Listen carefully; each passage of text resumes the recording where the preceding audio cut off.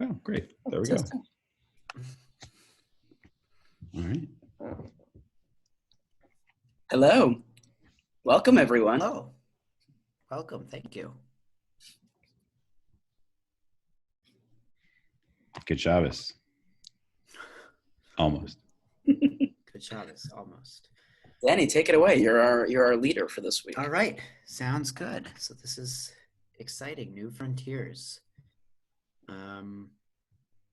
Yeah, so this week we have a text from the Sfat Emet, Rabbi Yehuda Arya Lieb Alter, whom we've looked at a little bit before.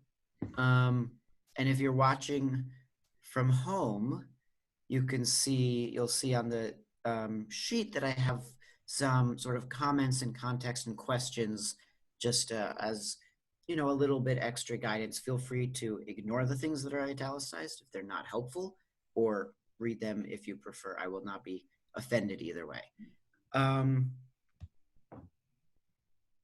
Yeah, so let's just take it away. So he opens this teaching with a little excerpt from a couple verses of this week's Parshah, which are describing the construction of the Mishkan, the sanctuary, this tabernacle in the wilderness. And Moses has asked all of the Israelites to bring voluntary gifts and donations in order to support this construction. And then at a certain point, we see where the teaching begins. So Moses said, "The people are bringing more than enough for doing the work the Lord commanded to be done." Moses then had this proclamation made throughout the camp: "Let no man or woman make further effort toward gifts for the sanctuary." So the people stopped bringing. Their efforts had been enough for all the tasks to be done and more. So that's our starting point, is this description of the generosity of the Israelites, and that Moses kind of had to cut it off because they brought more than enough than what was necessary for the task. There's probably a good Jewish joke in here about, contributing to your community. When we had, it's enough. We have plenty. We're great. That's right. That's right. The first and last time a Jewish communal leader has said that. But I don't know if that's how the Sfat Emet is going to take it. Yeah, that's exactly how he's going to take it. No. As the executive director in the room, no comment. That's right. Yeah, so let's see. Geo, can you scroll down a little bit? I think because it's great. Yeah, so he continues with a midrash that picks up on something else in the Parsha, but something closely related. And then he's going to weave them together a little bit later. So he says, here is the comment by Midrash Tanhuma on the verse, Moses saw all the work. The Midrash does not say that Moses saw all the work of the sanctuary, but rather that Moses saw all the work, all of the work of creation.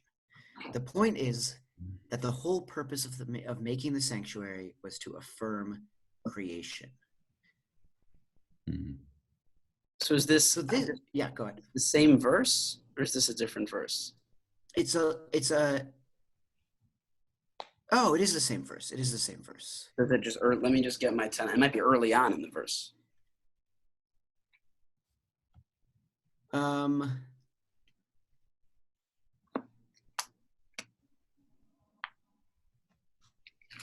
I thought it was I might have typed something wrong there, in which case I can edit that. I think I typed the wrong citation for the earlier verses. Just looking at yeah, because this is correct for 39, 39, right. 3. That Moses saw all that had been performed, all of the milacha, all of the construction. So the opening verses should be 36:5. So maybe. So if you're watching from home, we will edit this before it comes to you. So you can just ignore this conversation because your citations will be correct. Gosh. Okay. Except for if you're watching in the video and reading it there, in which case, sorry. Okay. That's true. Okay, right. 36:5. Okay. Good catching. It sounds like a fractal to me. It's like within this microcosm of the sanctuary, Moses is able to see all of creation within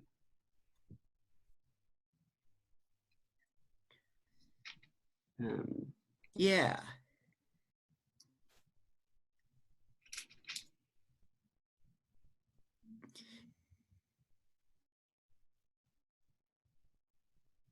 Yeah, it's a really interesting move. Moses saw all the work.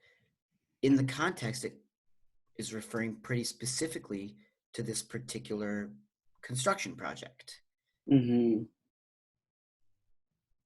But by not specifying Moses saw all the work of what exactly, it allows this interpretive tradition to read that work as expansively as possible.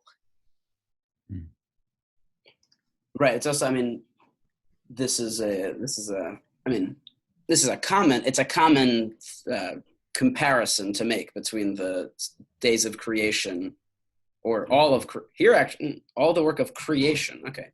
It's common to often compare the 7 days of creation to the tabernacle, to the Mishkan. Right. It's interesting. Yeah, it's interesting because it's different ways of seeing work. You know, do we think of God's milacha, God's construction project, in terms of creating the world? It makes you just think differently about the way that God created the world. Mm-hmm. And I would add to that. Okay. It makes us feel differently about God's creating the world. It also makes me feel differently about what human creative activity is. Right. I mean, right. The comparison would then have ramifications for both sides. Right. So that when we participate in either a physical task of building something or a kind of spiritual communal task, what we're doing is actually analogous to divine acts of creation. I think that's really a powerful thing. And I think it's particularly powerful at this point where we're not able to all be in this physical building together, sitting around a table discussing. And so, like, how can we create this community or continue this community from a distance through this? The Mishkan, right? The root shochen it's to dwell. So this is the place that God dwells in the world. So in paralleling the Mishkan with creation, God creates the world. Perhaps it doesn't specify, perhaps for us to dwell in, perhaps for God's self to dwell in. And we in turn create the Mishkan for God to dwell in and perhaps for us to dwell in. So it's this, non-unilateral, bilateral relationship of like a give and take and build together, and a presence. Nice. Yeah. The other. Sorry. Go ahead, Abe. Go for it. No, go ahead. Okay. No, I'm bringing up something totally different. Gotcha. I was just gonna say, I think to build slightly on what you're saying, Geo, it just reinforces for me, in this time of distance and alienation and, where we're not actually together, what we see here is the community coming together and through the power of their generosity, creating a dwelling space that didn't exist before. I thought about when I was putting this sheet together, so do I want to explicitly say stuff, have reflection things about coronavirus and this situation? And I thought, no, I don't want to, because it'll come up because that's where we are. And I think this is a really powerful aspect of that hadn't occurred to me, that what we're seeing here is one of our tradition's records of how we build a space to be together in the most profound way. And it then, to read it back to the earlier, not 39, 36 was, there's kind of an implied cautionary tale here, right? Because what would it mean for us to have brought enough right? And so the question is, certainly one of the things that we three will be thinking of as professionals is like, what amount of creating new stuff for the community is a good amount, and what point is too much, right? And what point, and that's going to apply as well to anyone in other situations too, like with families and with friends. Like, at what point are you reaching out enough? At what point are you having enough personal space? At what point are you having too much personal space? At what point is it enough and you need to do less? Yeah, I think that's really astute, and that's actually in a kind of interesting, explicit way where he's going to go. So hold that thought, because I think that was one of the reasons I wanted to bring this into the conversation, because I think that's really right. I was going to add, and now that my eye just jumped down a paragraph, I realized, okay, this is where he's going. So maybe I'll just. So it's important to note, because I was like, well, how do they get this connection? How do they get all this connection from Moses saw all the work to creation? So, I mean, he's gonna, man, these guys are smarter than us. They really are. That's how the end of the creation story. It's the same exact words. Do you want to keep reading, Abe? Great. Now I feel a little silly because it was. I was like, oh, I have something. This is great. So this is okay. This is the creation of which it is said, and God saw all that God had made, and behold, it was very good. Heaven and earth were completed, and God blessed them. And so I'll just lift up the Hebrew there, because so God saw all that is Vayar Elohim et kol. So God saw everything, and then they'll say of what was created. If you go back to now our current verses, Exodus 39:43, Vayar Moshe et kol, and Moses saw all that. And so that's where they get you're substituting God for Moses here, but it's something seeing all that, a summation statement that someone, something, some being is making at the end of a creative process. Danny, you can actually probably edit that in real time here. The verse. Yeah, the Exodus 39 to 36. Because I see your cursor. Yeah, there you go. I see. Ow. Yeah, you saying it that way, Rabbi Abe, it like gives me this image of, somebody, an artist or whatever, finishing and stepping back and being like, yeah, I made that. Mm-hmm. Let me take it all in. Mm-hmm. Or in the case of Moses, we made that. Right. Yeah. Right. And there's going to be there's another parallel as well. The blessing is going to the blessing shows up at the end of Exodus. Geo, if you scroll down just a little bit. Oh. More in the thing. I'm sorry to steal your thunder. No, not my thunder. This is the Sfat Emet's thunder. He's the one who made it, but he's bringing me verses, or it's not him. It's Midrash Tanchuma. So it's much earlier than him, who's already thinking about these. Because Moses is going to bless the people, just like God blesses the earth. God blesses everything. God blesses the seventh day. Sorry. Okay. Enough jumping. Sorry. No, keep reading, because it's exactly what he says. Okay, so the teaching notes that this week's Parsha uses similar language to describe Moses and the creation of the sanctuary. Look, we're right on page. We're right on. Right. So too the sanctuary. So at the sanctuary, Moses saw, and it was good in his sight. Moses blessed them.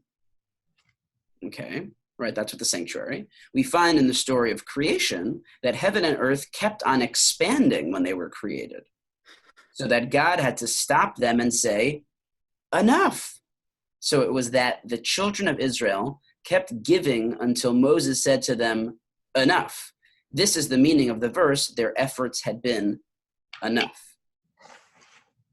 So I imagine this is also another, either his own invention or That's a midrashic invention. That's an old midrash.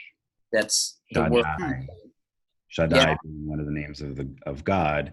It is the one that said enough. Shaddai. Nice. For those of you listening at home, dayenu. It would be enough. Dayenu.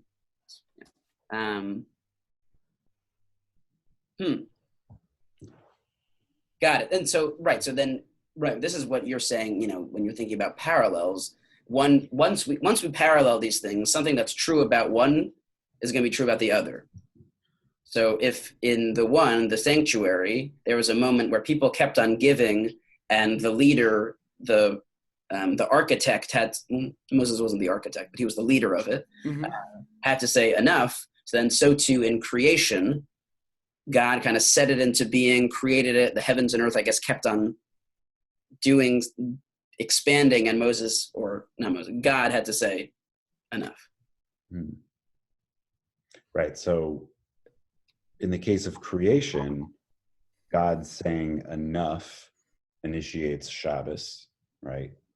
It stops expanding and it sits. Sit. Yeah. So what is the equivalent then with the Mishkan when Moses says stop? Is there a Shabbos there too?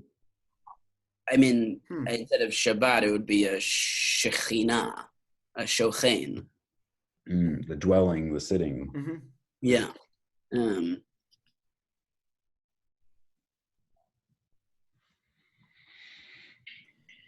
Yeah, I guess what this is making me think. Oh, the potential connection is that. I mean, I don't know. We'd have to look into it a little bit more, but right in their journeys in the desert, which they're about to do, it would depend on when the cloud was doing something, right? I don't remember. It would raise, it would not. So when God comes down onto the Mishkan, God's presence, so to speak, in the pillar of cloud or whatever by the Mishkan, that's when they have to rest and stop. So there is a Shabbat. Nice. Yeah, I mean, this is just a slightly different direction, but what this makes me think of is a kind of different way about thinking about what creativity actually is, which is that we tend to think about, when you're building something, when you're creating something, the work of it is doing it and doing more. And here, this is a vision in which the wisdom to know when to stop, and then the actual action of stopping itself is part of the creative action. It's not what comes after the creative action. It is an essential part of it. Which I think, go ahead. There was a great jazz musician who is oft quoted as having said that the most important notes that you play are the notes that you don't play. That moment where you stop playing and let the music breathe. That's what creates the feeling. Nice. And for me, the connection, obviously, to our times of coronavirus is, what am I doing by social distancing? Stopping things, but that's not being productive. How's that actually going to stop this spread? And all of these, kind of scientists and medical professionals telling us, no, the social distancing is a part of the kind of create good efforts in terms of being able to stop this. Like there's a slowing down that actually provides some effect. Right, which to bring that back to Shabbos, and actually where my mind went first was meditation, but it applies to both, is like, if you are not one who observes Shabbos in any way, shape, or form, and you are not one who meditated, it's easy to view those things as like, oh, you're just doing nothing. Like meditation, you're just sitting there. What? Shabbos, you're just not doing anything. And like, that's not getting the point of those two practices, right? The point is that if you slow down and you stop and you're mindful and you do whatever it is that you do on Shabbos to reconnect with yourself, to your community, to your family, to the divine, you're actually, by stopping, really, really doing something, even if it might seem like it's like, oh, I'm just stopping. It's interesting. This makes me think of a teaching which I've heard attributed to the Kedushat Levi, who was an early Hasidic figure several generations before the text we're looking at right now, which is that the most important part of the nigun, the wordless melody that's sung as part of a prayer, is actually the moment of silence after the nigun. Which again, in all the ways that we're thinking about, we don't think about that pause, that silence, that break as a real thing. We think about it as what comes after the real thing. And what we're seeing here, and what we're seeing in what we're saying, and what we're seeing in the world around us is that actually the break, the cessation, might be the realest, most important thing of all. That's why in our musical Kabbalat Shabbat services, we stop and sit silently after each prayer for a little while, which I can fully understand if you haven't learned that teaching, like just being like, well, why are we just sitting here? Right. It's also, since we're looking at, commentaries on the Torah, there's this image that the rabbis often use of the Torah being black fire on white fire. And the implication is that there's as much in between the letters as there is within the letters. And that's where all of this stuff, all these midrashim, all these commentators, all these interpretations come in, is because there is that space within the text of the Torah that we can then bring things into and bring things out of. Nice. Yeah. Keep on scrolling, Danny. Or Geo. Yeah. Somebody scroll. So there, if you're reading along at home, there are some other additional kind of reflection questions, but I think we can just continue reading. So he continues with some of these same questions that we've been talking about. But what is the meaning of "and more" when the Parsha says their efforts had been enough for all the tasks to be done and more? Don't enough and more contradict each other? But now we understand that this was how it had to be.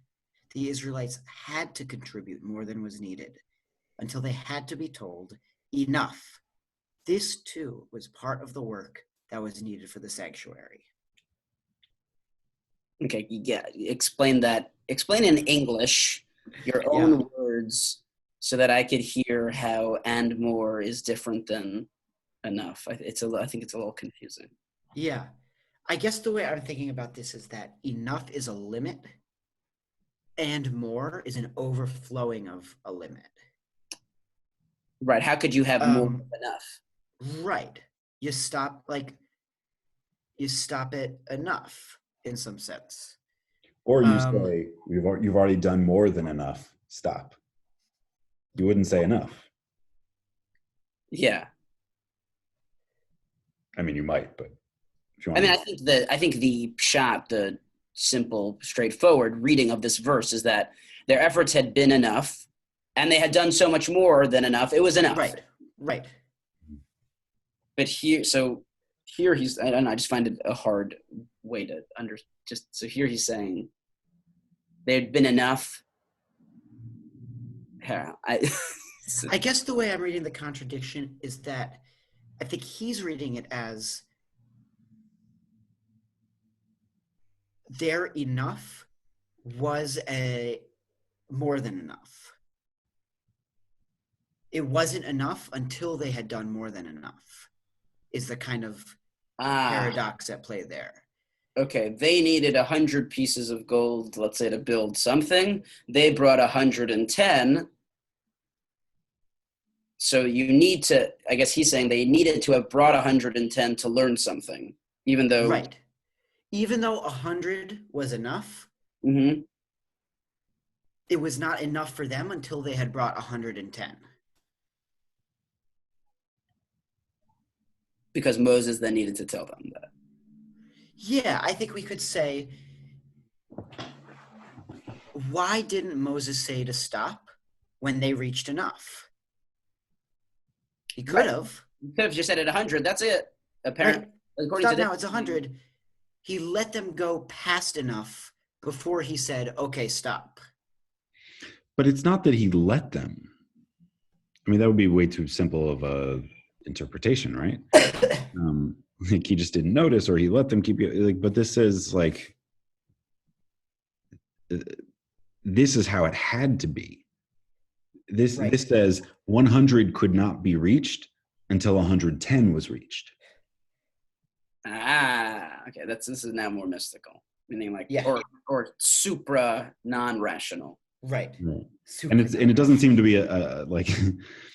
Well, we wanted 100. We needed 100. Our goal was 110, so we could start the building fund. That doesn't seem to be the case here. It seems to be that in some way, to have enough, you have to have more than enough, which is A, confusing, and B, sounds like in a lot of ways, a non-spiritual message and a statement of like overconsumption. Huh. Like, well, I mean, it does feel realistic though, because yeah. I would say, like, I know for dinner last night I ate too much, but I only realized that I ate too much for dinner after I had finished the last portion. Mm-hmm. Like I had in my mind, oh, that was enough, but I went and got a second portion of the dinner, and then I ate it, and afterwards I was like, remember when you went back for that extra portion? That was already enough time. You then went to have, sometimes you only know that you've had enough until you've had the more. Right. To stop at enough would not have actually felt like enough. Because it was only through surpassing the bound that you became aware of the bound that you had surpassed. Right. But I think what's interesting and different about this is that, you know, your example, Abe and Geo, you mentioned overconsumption. And this is the opposite. Because it's not the Israelites taking more than enough. It's freely giving more than enough. Mm-hmm. Or God also giving more than God needed to give in the creation. Right. An overflowing of generosity, not an overtaking. Right. So there's maybe a message about intention in giving or something like that. That you, I mean, it's not the exact same, obviously it's not the same language, but it's like the idea that it's better to give with a positive intention than to give grudgingly. And that feels a little like this.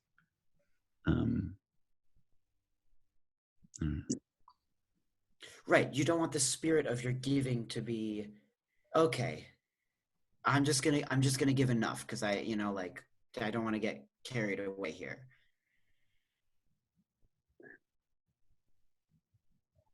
All right, so is this next paragraph in italics? Yeah, that was me. This is actually how this little chunk ends.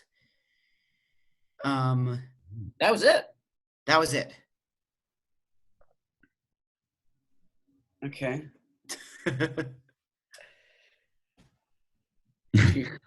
Maybe this is the example. Because that's right. He thought this was enough, and I think this is not enough. I think he would go past enough in order for it to be enough. Well, I guess, I mean, this prompted me to think about the types of giving that I do in my life. I mean, you know, I'm not a parent, you know, Abe, maybe you can speak to this, but I would imagine you're a teacher though. You're a teacher. Right. And I do feel this way in my educational work, although it's not obviously the same, but I do feel this way. I don't sit and say, all right, what's the kind of enough here? I'm just going to hit that. And then I'm going to go home. You know, sometimes it would be nice to do that, right? And think for all of our jobs in different ways. But part of what it is to have these kinds of loving, caring relationships is to give more than enough and to not think that enough actually is enough. And so this prompted me to start thinking about that, and how are those dynamics kind of active in my life, and in what ways are they healthy and beautiful and wonderful and should be nourished, and what ways can they also be unhealthy and can get kind of carried away, because I think that's a real thing as well. And that's one of the things I took from this, also from circling back to the wisdom of Moses and the wisdom of God, that the ability to say enough, to put the hard limit, is an actual essential part of generosity. That we're not meant to just be giving infinitely. We're meant to be giving freely, and also understanding when to stop giving. That's an essential part of the giving. Right, and the other piece of that, in addition to that, would be that you can only reflect and rest on and think about what you have given if you stop and pause. Because if you continue to give and give and give, you continue to have your work week, you continue to build the Mishkan, but you don't say, that's enough donations, Shabbat is about to start, whatever it is, then you can't have that moment of dwelling, resting in Shabbat or in whatever it is, and say, look, what we did was pretty good this week. And there's a relational piece in here, right? Because the people don't realize how much they're giving. They have to have someone else point it out. And like, that's interesting. I just know from, personal example, there are plenty of times where Rabbi Sarit or I will, step into the other's office and be like, you're doing enough, go home. Right. You hit more than enough. Have to do this because people like to give, they like to help others, they feel a sense of responsibility, whatever the case may be, that can sometimes, burn someone out because they do give too much. And often they don't realize they're doing that. And often they realize, but they do it anyway. And it helps to have, that other person to say, hey, be aware of what's enough. Yeah. It's you can hear the word enough and either take it as, I think maybe it's telling more personally, but when I hear the word enough, it has a negative tinge in my ear. Right. Like, enough, that was enough, I think he's trying to be like, and it was enough. It was good enough. Like, there's, like, say enough with compassion and contentment. Right. This conversation reminds me, with Passover coming up, of Dayenu, which we mentioned already. Right? With the whole litany. Had you just done this, it would have been enough. Had you just done that, it would have been enough. And I guess that's part of what we're seeing here as well, is that this process of overflowing generosity, it isn't just in these historical moments, but is in the moment of the kind of what we see in that song is things happening through all of Jewish history. So it's a kind of endless process as well.